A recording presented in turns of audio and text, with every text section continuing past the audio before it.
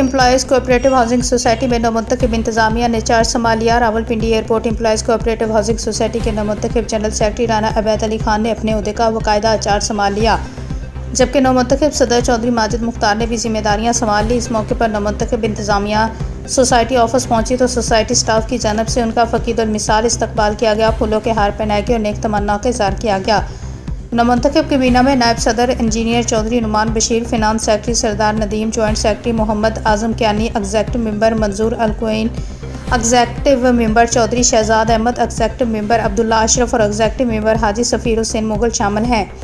صدر چودھری ماجد مختار کی گفتگو چارج سنبھالتے ہی نومنتخب صدر چودھری ماجد مختار نے میڈیا سے گفتگو میں کہا ہے کہ ممبران کے اعتماد پر پورا اترنا ان کی اولین ترجیح ہے۔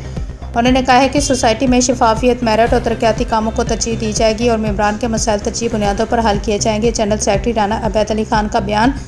نومنتخب جنرل سیکرٹری رانا عبید علی خان نے اس موقع پر کہا کہ وہ سوسائٹی کی انتظامی امور کو بہتر اور منظم بنانے کے لیے عملی اقدامات کریں گے۔ انہوں نے کہا ہے کہ ممبران کی فلاح و بہبود اور بنیادی سہولیات کی فراہمی یقینی بنائی جائے گی اور ٹیم ورک کے ذریعے سوسائٹی کو مثالی بنایا جائے گا۔ نومنتخب انتظامیہ نے اس عزم کا اظہار کیا کہ وہ باہمی مشاورت اور شفاف حکمت عملی کے تحت سوسائٹی کو ترقی کی راہ پر گامزن کریں گے۔